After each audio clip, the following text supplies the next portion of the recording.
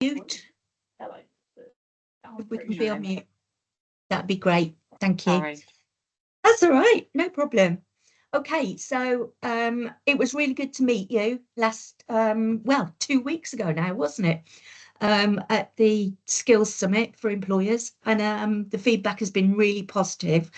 And what we wanted to do is put on a couple of sort of dip in and out training sessions, if you like, to set the context about employer standards, what they are, the benefits really to not just employers but schools, and also more importantly our students.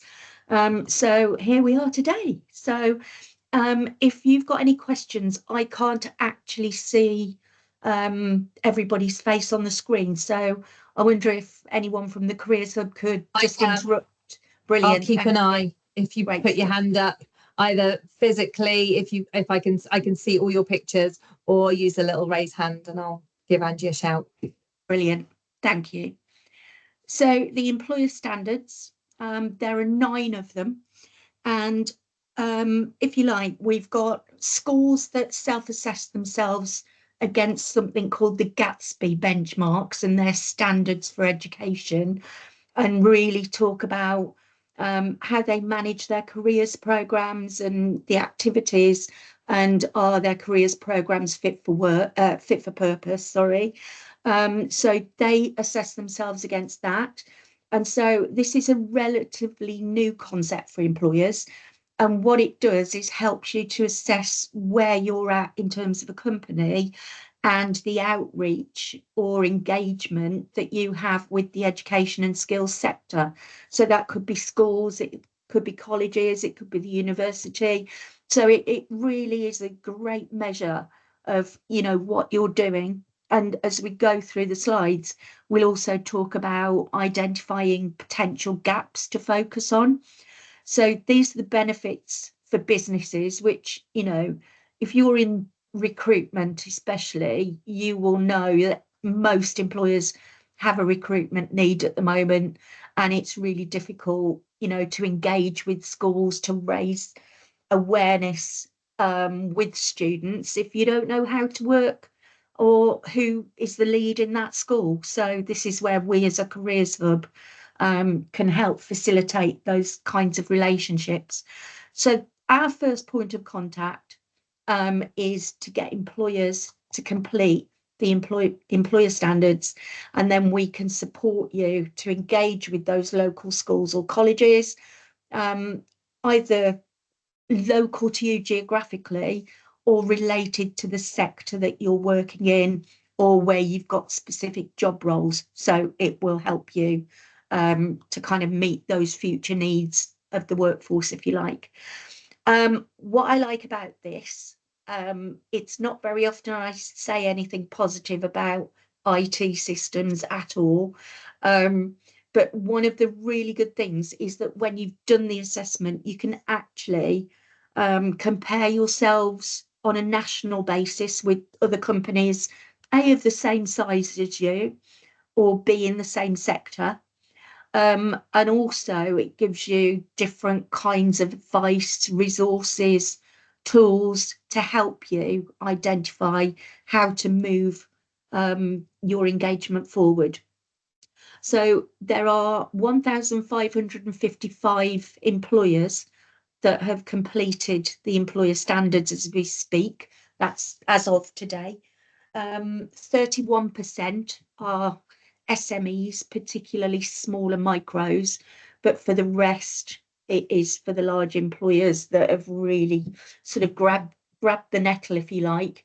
The particular focus for our cornerstone employer group are these guys that are well established working in schools, and so our cornerstone employer group do their self-assessment every year, and it really helps them to prioritise and plan activities ready for the new academic year.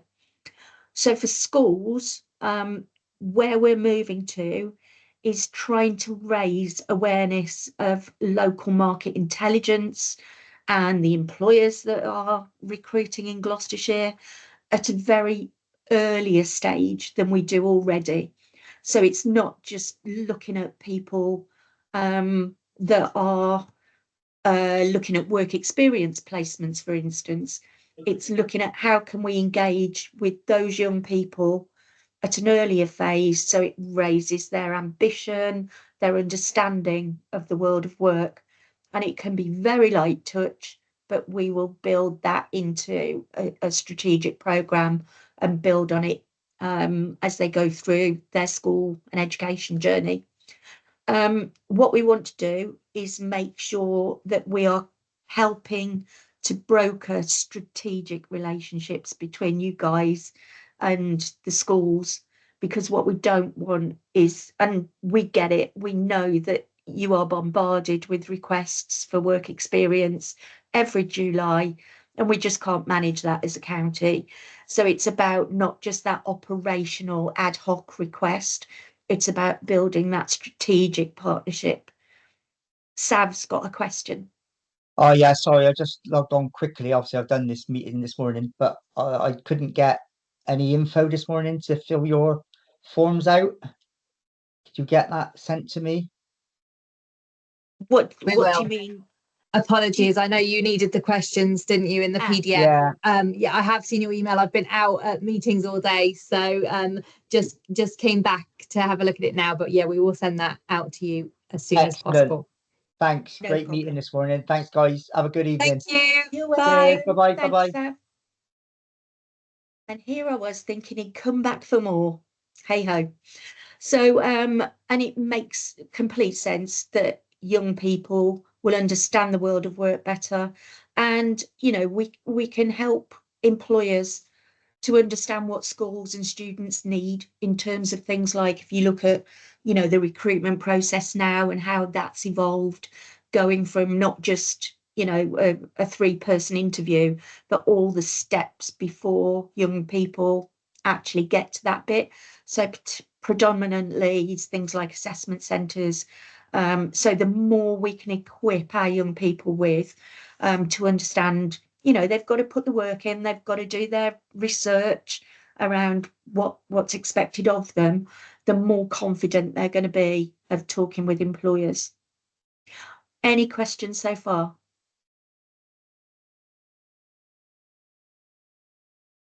Okay, so the self-assessment, the employer standards framework looks at 9 different assessment sort of elements. It will take you, I know that sounds a little bit daunting, but it will take you around 25 minutes. And why Sav just contacted the team was around, we can help you to understand what kinds of questions you're going to be asked as part of that self-assessment, so you can prepare all the groundwork in advance, log on and then do the assessment based on the evidence that you've got in front of you. So what we'll do is go through the slides, look at recommendations, look at results, what it means for you really, and how we can help you. So this is what the portal looks like when you first go in, and we will send you all the links to this, don't worry. But I think on the tables there were the employer standard leaflets. The offer to you as well is, if you want any of our team to come out and sit with you to actually take you through the assessment, we can do that as well.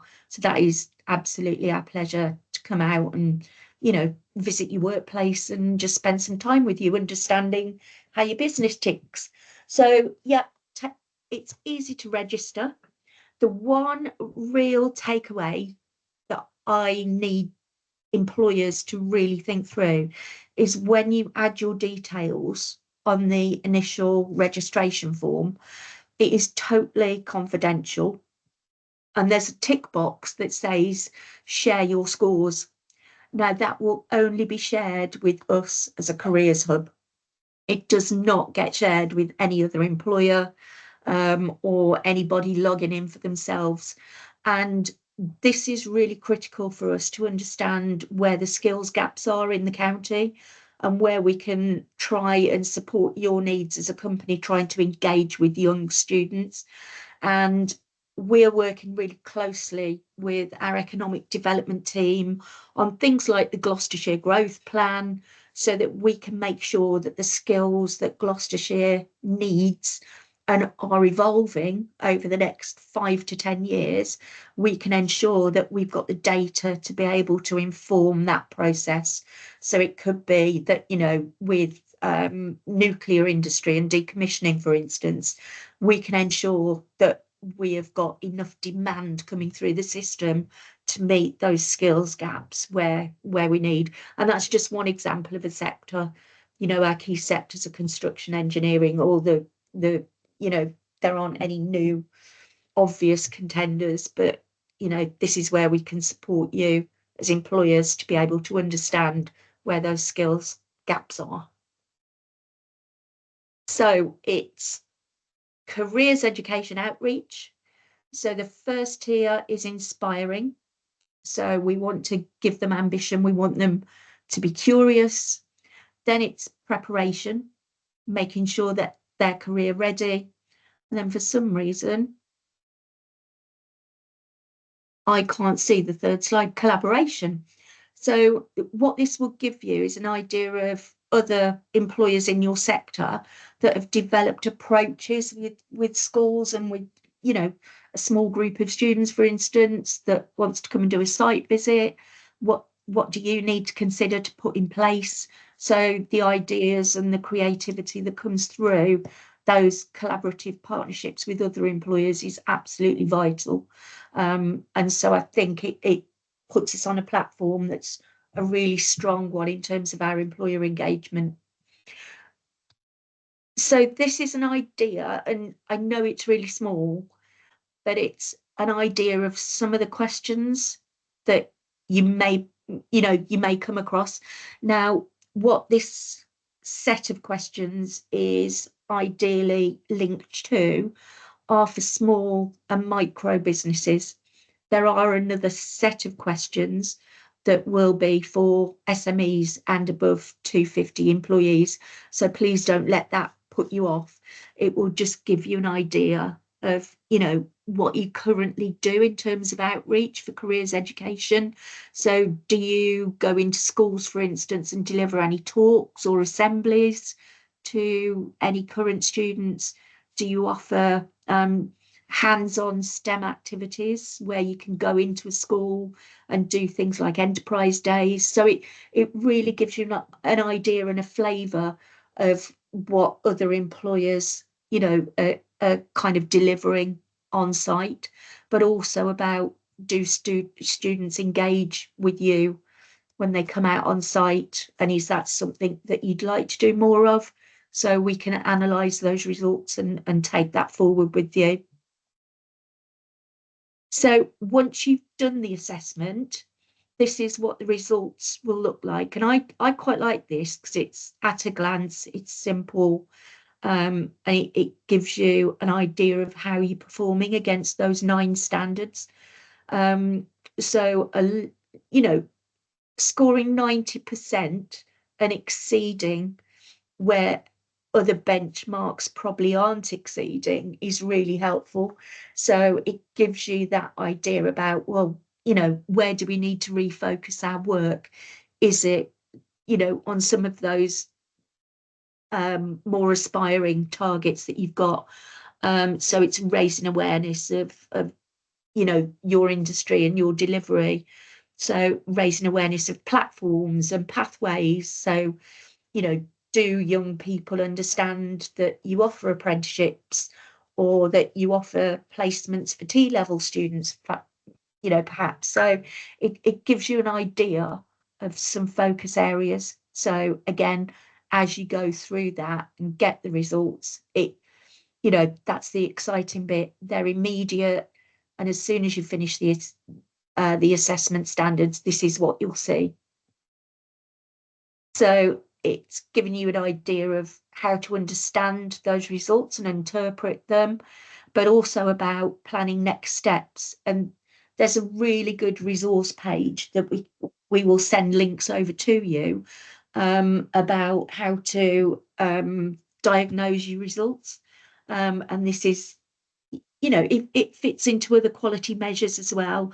And I think this morning we mentioned things like investor in people. So it really kind of benchmarks the quality standards. But this is all around engagement with the education sector and with the skills sector and with students. So it gives you some ideas and some pointers about what you could plan into future delivery. And I know that some of the trailblazer employers that have worked nationally with the Careers and Enterprise Company to develop these standards are on a good test bed. They've come together and they've put these resources together and endorsed them. So once you've done the assessment, have a look at them and feed back to us, you know, is there anything missing? What would be really useful for you to go through? So it gives you a breakdown of each of the 9.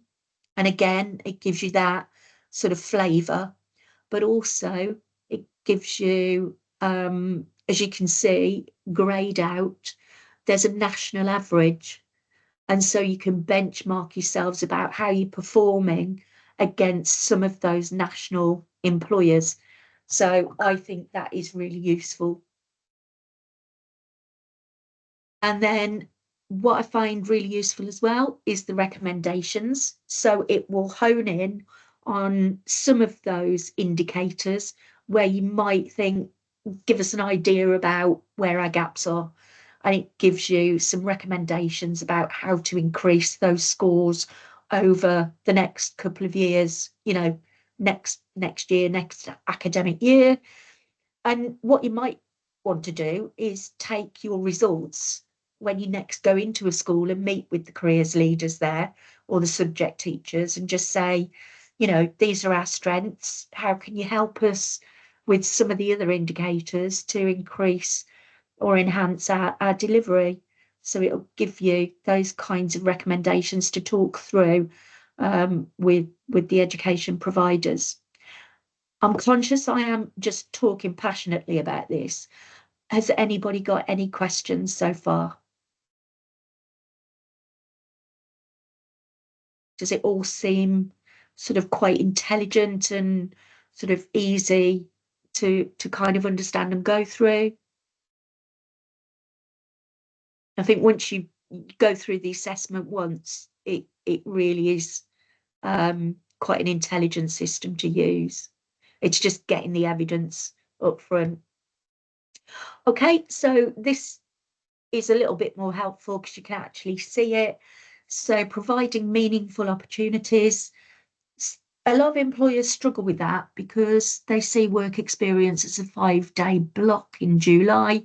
We're going to be moving away from that model and trying to get schools to approach different methods. It could be spending half a day on site with a company where they know their students are interested in advanced engineering or construction or health and social care. So it's giving you that benchmark about how you're performing against that national average. So inclusivity is really high on the agenda as well. For us, it's not just geographical, it's those students that may have missed out previously. So for different challenges, different barriers that students have, that's our key focus going forward next year. And I know that Vicky might come in and just give you a little bit of a brief about how that's going to work next year. So I think the national average is really good. So this is a couple of quotes about how 2 employers have used the self-assessments and what the benefits have been to them. So they know where to focus their efforts, but also it gives you a benchmark of how the cornerstone employers might view this and might approach this as well. So it's a benchmark, if you like, as a cornerstone employers. They do come together and talk about their completions, and this is something we're going to really focus in on next year as well and really strengthen that engagement with schools. And we can talk to you about Cornerstone employers separately as well. So next steps, once you've logged on, there's the portal there, Home CEC Employer Portal. It will take you straight to it. Register your details and that tick box. I'm going to repeat it again, I'm afraid. Please do share your results with us. It's absolutely critical that we understand, you know, where those gaps are and the support that you might want to follow through with us on. Complete the assessment. We will get the questions to you. They're in a PDF format, so we will get those sent to you. And then what would be really useful is if you could just email me to confirm that you've completed the assessment. And I appreciate today, you know, you might not be the right person who wants to complete these in isolation. You might want to do it as a department. So yeah, just email me when you've completed the assessments, and then we can have a look and do some follow-up actions with you. And then if it's Cornerstones that you'd be really interested in joining us on, that will be, you know, a next step. And then we will arrange a follow-up meeting either online or face-to-face, whichever is best for you. And I've just popped in their Cornerstone Employer Group as an example, but it could be introductions to our school careers leaders. It could be, you know, last year we did a question time event where the careers leaders quizzed all the employers that were there, and then we turned the tables. So employers questioned the careers leaders and it worked really well. So we're thinking about doing that again this year. So there's lots of different opportunities to engage. And this is kind of our role really as a careers hub to help broker and facilitate those kinds of longer term strategic partnerships. So any questions? I'm going to stop sharing. Probably fed up of my voice. Does anyone have any questions at all?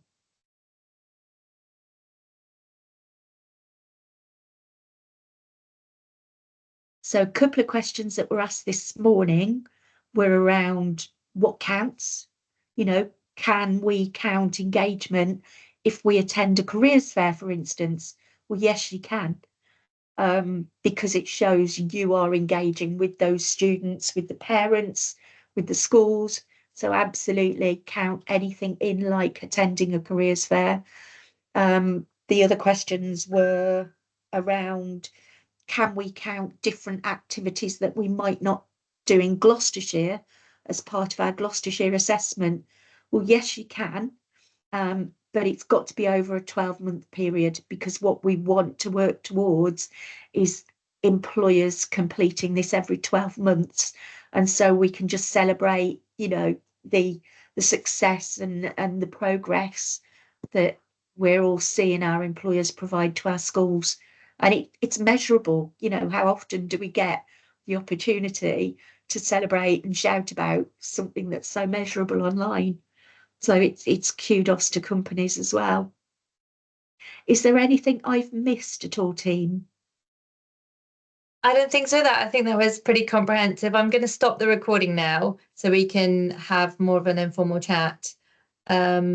Stop recording, that's the one. And then